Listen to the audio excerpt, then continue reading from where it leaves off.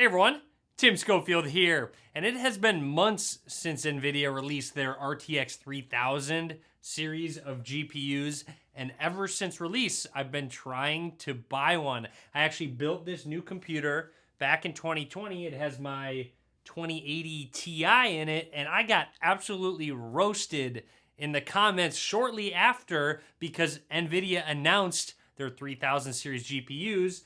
And what do you know? It was actually not that bad of a move to have a 2080 Ti in there because it was basically impossible to buy any RTX GPU.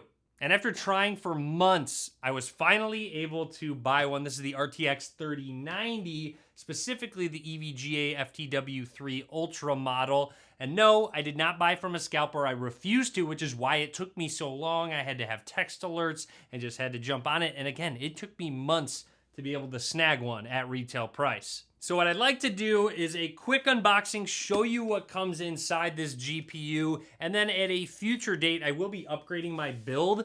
I'm actually not 100% positive this GPU, since it's going to be huge, will fit in this case. It's an NZXT H510 Elite case, and I measured it out, and I think it will fit, but I'm not 100% positive. So we're gonna take a quick look what comes inside and then replace my 2080 Ti with the RTX 3090. Let's get started. Here is that GeForce RTX 3090 from EVGA FTW3 Ultra model. Flipping it over on the back very quickly, there is a group of key features if you wanted to check those out. So let's open up this new graphics card, slide it on out of the box. Now inside this box, right away, there is that GPU, and it, as expected, is a very large GPU, very thick as well. We'll take it out of the packaging, get a closer look very soon, and let's see what else comes inside. So just a few extra things in the box right here. This says powered by EVGA. Looks like it's just a sticker adhesive on the back. Installation guide and a retention bracket as well. So let's go ahead and check out the GPU now. Okay, got rid of all the static buildup. Let's grab the GPU. Looks like it has some plastic on the top. We can peel that on off.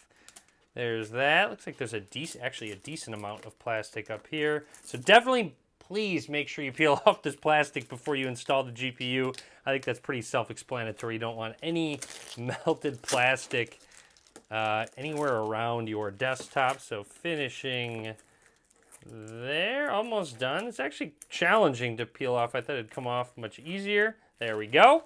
Now let's get a closer look at this 3090. First of all, just check out how thick it actually is. Really thick. Again, I'm still a little nervous that it won't fit in my case. We'll find out. Noticing with the three fans, there is just EVGA logo on all three and just tiny EVGA logos on the outside of the fans as well. It says GeForce RTX EVGA up towards the top.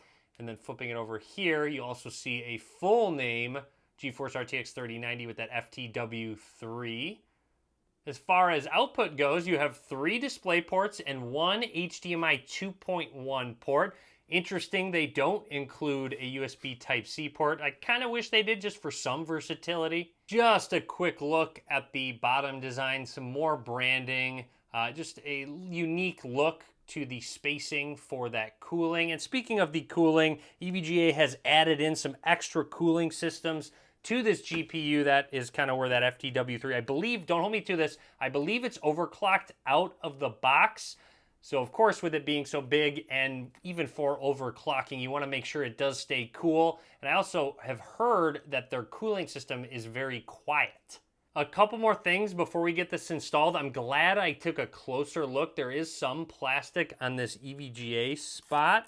So again, make sure you get that peeled off. And then also want to make note, in comparison to the Founders Edition, it doesn't have a 12-pin port. It actually uses 3 8-pin ports for that power.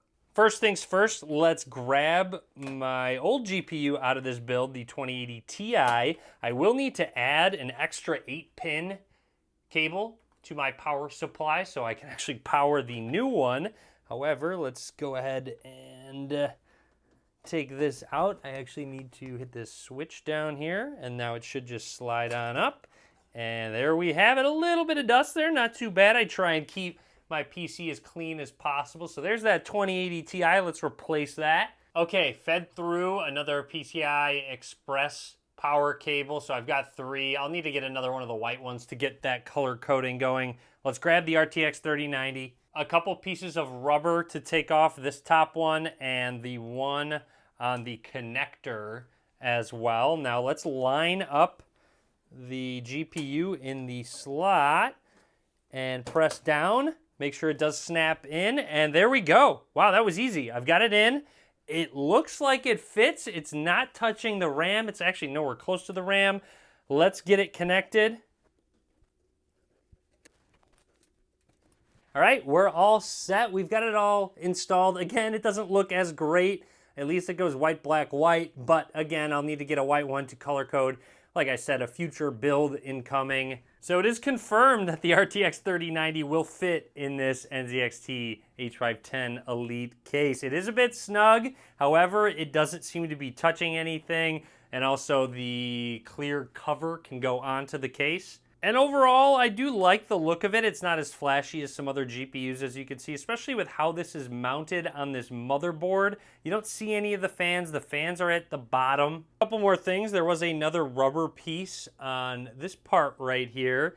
And then moving on over right here, check it out. So there is a switch here to go from overclock to normal. So seems like you can just manually switch it over if you'd like. So now I'm really looking forward to the new build that I'm going to do, especially want to show off the GPU a little more with the space that's between the bottom and the fans. You're really not going to be able to see the fans running or anything like that. So it just kind of depends on how you want to mount it in the specific case that you had. And to be honest, I'm just pretty happy that this fits in this case to begin with. So of course, we've got to test this out at least a little bit. So I'm going to plug this into a monitor, make sure all the drivers are working, everything's all good to go, and play some games and do some testing.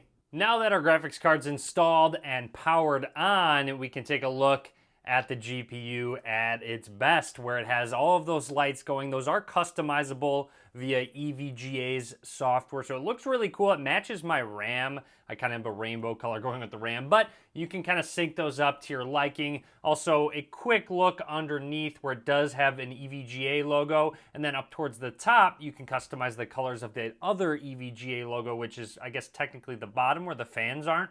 So playing a couple quick games. First of all, Apex Legends, which I do have 1080p. I have it set capped at 240 frames a second because this is a 240 hertz monitor. And settings are lower. On the lower end, I prefer higher FPS over the better quality of a game. And I'm very happy with the results of this GPU. I find that FPS is the lowest when you're coming out of the plane.